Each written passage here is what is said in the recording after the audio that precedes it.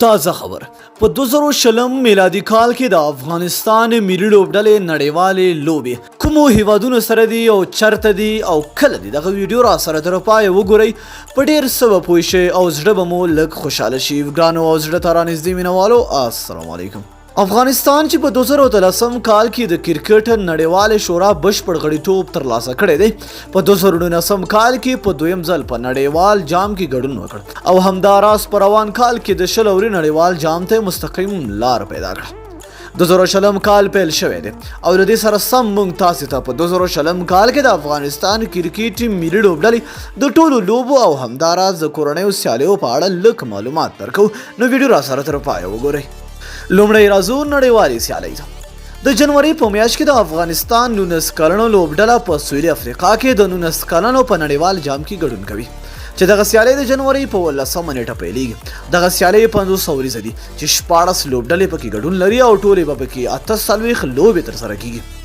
افغانستان په ډي ګروپ کې د کاناډا سویلي افریقا او متحده عربي اماراتو سره لوبېږي خو د ملي لوبډلې لوبې بیا د مارچ په میاشت کې له آیرلینډ سره دي په مارچ میاشت کې به افغانستان او آیرلینډ درې شلوریزې نړیوالې سیالۍ ترسره کړي د شلوریزو لوبو آسیا جام بیا د سپټمبر په میاشت کې پیلېږي دغه جام چې شپږ لوبډلې پکې ګډون لري په پاکستان کې ترسره کیږي دغه سیالیو ته افغانستان بنگلادیش هند پاکستان او سریلانکا مستقیم لار پیدا کړې ده او د ملیشیا لوبډله ورته بیا کوالیفای شوې ده د اکتوبر په میاشت کې بیا نړیوال شلوریز جام پیلېږي دغه جام چې د اکتوبر په 13 نیټه به پیل شي او د نومبر تر 15 نیټو پورې به دوام وکړي 14 لوبډلې پکې ګډون لري او 15 لوبې پکې ترسره کیږي چې په استرالیا کې به ترسره شي د افغانستان په ګډون 10 بشپړ غړیتوب لرونکو لوبډلو ورته مستقیم او شپږ لوبډلو ورته کوالیفای کړي ده افغانستان د سوپر 12 په دویم ګروپ کې قرار لري چې هلته به د هند انګلستان سویلي افریقا او دوه هغه لوبډلو سره لوبي کوي چې هغه به د شلوریز جام په لومړۍ برخه کې بریا ترلاسه کوي او بیا به سوپر 12 ته ځي په نومبر میاشت کې بیا د افغانستان ملي لوبډله د استرالیا له ملي لوبډلې سره یوازینی ټیسټ لوبه لري دا به د افغانستان 15مه ټیسټ لوبه وي چې تر دې مخکې افغانستان له هند او ویسټ انډیز په ټیسټ لوبو کې ماته خوړلې خو آیرلینډ او بنگلادیش ته یې ماته ورکړې ده همداراز په نومبر میاشت کې د 19 کلنو آسیا جام هم ترسره کیږي چې د افغانستان 19 کلنو لوبډله به پکې ګډون لري او په دسمبر کې بیا د ایمرجنګ لوبډلو آسیایي جام ترسره کیږي چې افغانستان ایمرجنګ لوبډله به پکې برخه اخلي راځو کورنۍ سیالیو ته د افغانستان کرکټ بورډ د معلوماتو تر مخه په 2020 کې د افغانستان کورنۍ سیالۍ هم تر 10 ډیر ټورنمنټونه ترسره کیږي چې په لنډ ډول صداسي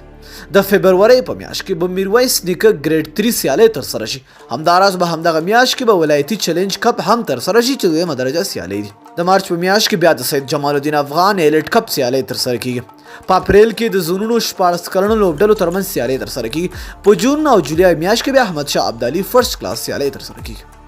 همداراز د شپږیزې کرکټ لیګ وم پړاو به د اگست په میاشت کې ترسره شي چې به همدغه میاشت کې بیا د ولایتي مالونو لوبډلو ترمنځ هم سیالۍ ترسره کیږي په سپټمبر میاشت کې بیا د 19 کلنو سیالۍ ترسره کیږي او د غازی امان الله خان جام سیالۍ بیا د اکتوبر په میاشت کې ترسره کیږي د فرست کلاس او لیسټای سیالۍ د غوړ لوبغاړو ترمنځ به بیا په نومبر کې سیالۍ ترسره شي او د افغانستان پریمیر لیګ یا تجارتي لیګ سیالۍ به بیا د دسمبر په میاشت کې ترسره شي